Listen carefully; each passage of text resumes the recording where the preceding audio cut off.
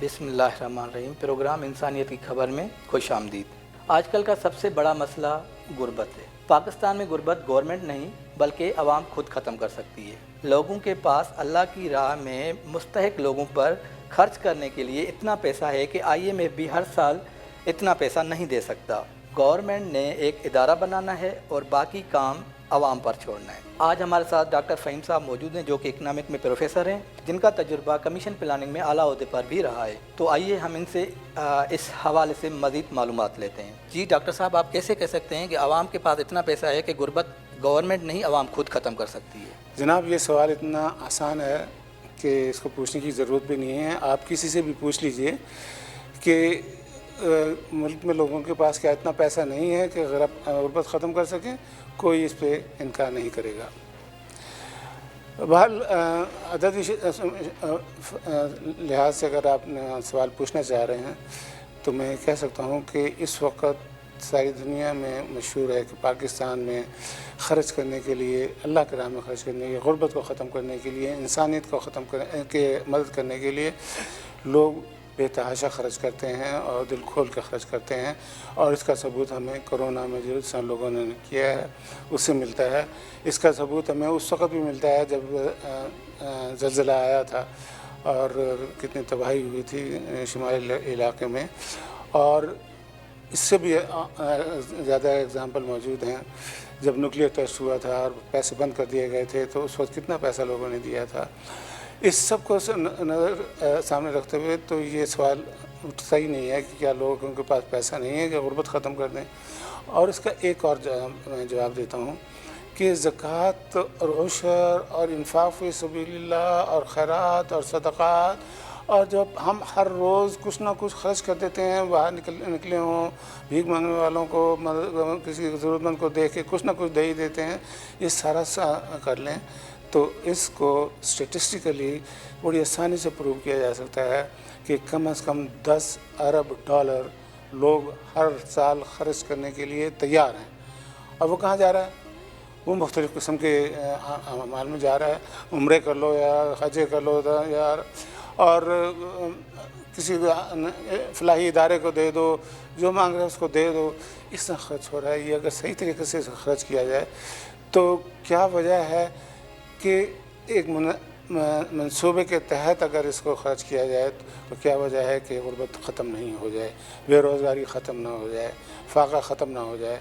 और ये पाकिस्तानी का नहीं, सारे मुसलमान मुल्कों में ये काम हो सकता है इस वजह से कि अल्लाह ताला के जितना भी लोग दीन से दूर हों, लेकिन जब ख़र्च करने की बात आती है तो अल्लाह की रज़ा हासिल करने के लिए, आखिरत में अपनी जगह बनाने के लिए लोग खर्च करने के लिए दिल खोल कर तैयार है। जी डॉक्टर साहब, अगर ऐसा है तो फिर आवाम पैसा खर्च क्यों नहीं कर रही? बड़ा अच्छा सवाल है आपका।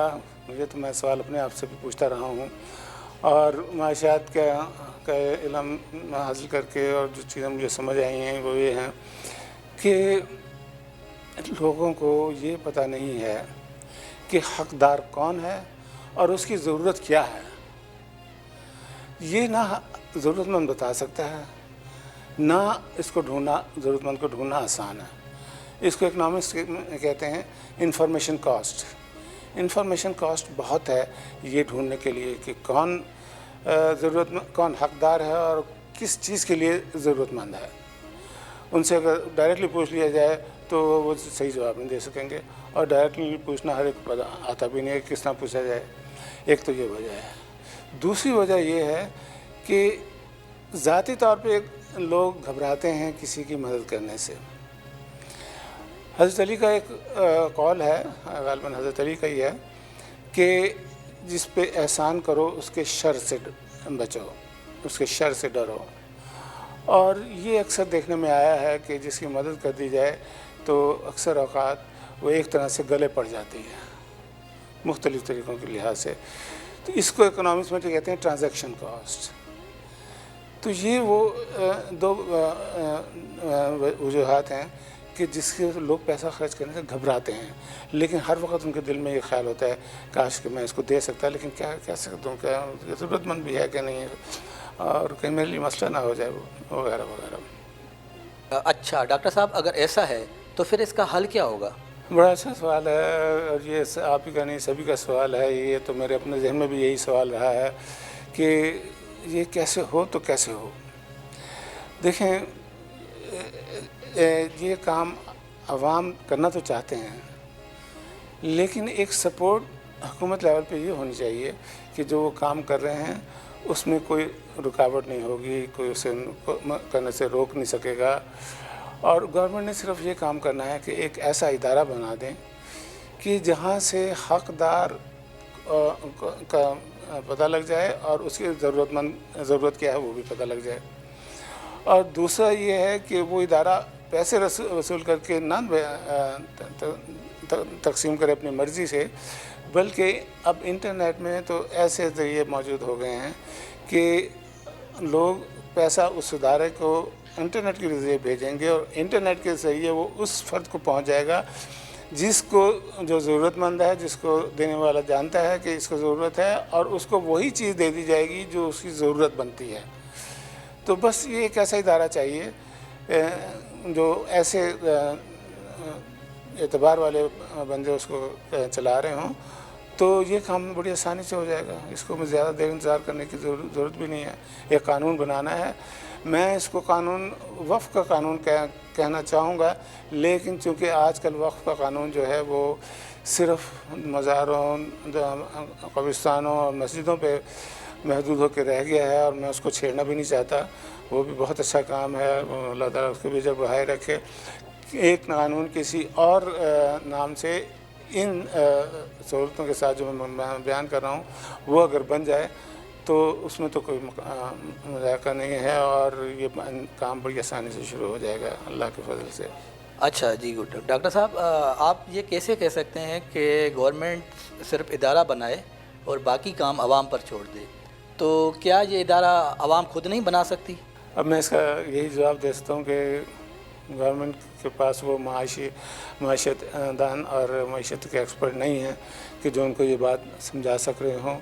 وہ اس وقت تو جس چیزیں ان کے پریورٹی میں ہیں وہ دوسری پریورٹی ہیں. اس کے لیے جو کچھ معاش کا نظام انہیں سمجھا رہا ہے، اکنامی سمجھا رہی ہے، جو باہر سے پڑھ کے آتے ہیں اس میں یہ چیز سمجھائی ہی نہیں جا رہی ہے، تو وہ کیسے اسے بتا سکتے ہیں. یعنی آپ کے سوال کا صرف یہی جواب ہے کہ میں ابھی تک گورنمنٹ سے رابطہ نہیں کر سکا ہوں کہ گورنمنٹ کو یہ پہنچا سکوں، جبکہ میں نے بڑی کوشش بھی کی ہے، لیکن وہ رابطہ گورنمنٹ سے نہیں ہو سکا ہے. بہرحال پھر بھی میں کوشش یہ کر رہا ہوں کہ اگر کسی طرح کوئی MNA یا کوئی MP یا کوئی صاحب حیثیت لوگ یا کوئی صاحب جو مشہور ادارے ہیں، اخوت ہے اور ثاقب صاحب کا ادارہ ہے جو مائکرو فائنانس کا ادارہ ہے، یا اس قسم کے اور ادارے موجود ہیں، پرائیویٹ ادارے موجود ہیں، ان کو گورنمنٹ کی سرپرستی حاصل ہو جائے یہ کام کرانے کے لیے. لیکن یہ کام کرانے کے لیے ان لوگوں کے پاس بھی سہولتوں کی کمی ہے، گورنمنٹ کو پرووائڈ کرنی پڑے گی. اور سب سے بڑی جو کمی ان اداروں کے پاس یہ ہے کہ حقدار کی رجسٹریشن ان کے پاس نہیں موجود ہے. حقدار کے رجسٹریشن کی اور ان کی ضرورت کی ریکوائرمنٹ نہیں موجود ہے. نادرا کے پاس گورنمنٹ کا جو ادارہ ہے اس کے پاس یہ معلومات موجود ہیں، وہ اسے استعمال بھی کر رہے ہیں احساس کے ذریعے. لیکن میں چاہتا ہوں کہ احساس پیسے لے کے نہ قرضہ لے کے یا لوگوں سے پیسے لے کے نہ خرچ کرے، لوگ خود خرچ کریں. دوسرا یہ کہ وہ جب ادارہ جو میں سجیسٹ کر رہا ہوں وہ اگر خرچ کرے تو ایک پلان کے تحت خرچ کرے، اور وہ پلاننگ کمیشن کو وہ پلان بھیجنا چاہیے، دینا چاہیے، اور اس میں پرائورٹی بنانی چاہیے کہ سب سے پہلے جو لوگ پیسے دیں گے وہ غربت کو ختم کرنے کے لیے استعمال ہوں گے. اس کے بعد جو وہ ختم ہو گئے تو پھر ہم غربت کو ختم کریں گے. اس کے بعد جو ہوگی پیسے جمع ہوتے رہیں گے جو کہ ہر سال جمع ہوا کریں گے اس میں، تو پھر وہ یونائٹڈ نیشنز کے جو 17 مقاصد ہیں سسٹینیبل ڈیولپمنٹ پہ، ان پہ کام شروع ہو جائے گا. اور یا اس کے اوپر کام شروع ہو جائے گا جو ورلڈ بینک نے آج کل کہا ہوا ہے شیئرڈ پروسپیرٹی کے، کہ 40% لوگوں کو ہر علاقے میں، ہر ملک میں، ہر قوم میں 40% جو باٹم پہ ہیں ان لوگوں کو ساتھ پراسپیرٹی شیئر کرنی ہے. تو یہ کام پلاننگ کمیشن بتائے گا کہ یہ مقاصد کیسے پورے ہوں گے. اس مقاصد کے ساتھ پھر وہ ادارہ جو ہے وہ لوگوں کے پاس سے جو پیسے آئیں گے انٹرنیٹ کے تھرو بلاک چین ٹائپس کے طریقوں کے ذریعے پیسہ انہی لوگوں کو پہنچے گا جہاں لوگ چاہتے ہیں کہ جائیں, جس ضرورت کے لیے چاہتے ہیں وہاں جائیں, اور اس منصوبے کے مطابق چاہتے ہیں جو پلاننگ کمیشن چاہتی ہے. جی شکریہ ڈاکٹر صاحب, آپ نے اپنے قیمتی ٹائم میں سے ٹائم دیا, اور انشاءاللہ ہم اگلے پروگرام میں پھر ملیں گے. تب تک کے لیے اجازت, اللہ حافظ. جزاکم اللہ, آپ نے مجھے موقع دیا اس کا, اللہ تعالیٰ آپ کے اجر بڑھائے. سبحانک اللہم و بحمدک نشہد ان لا الہ الا انت نستغفرک و نتوب الیک.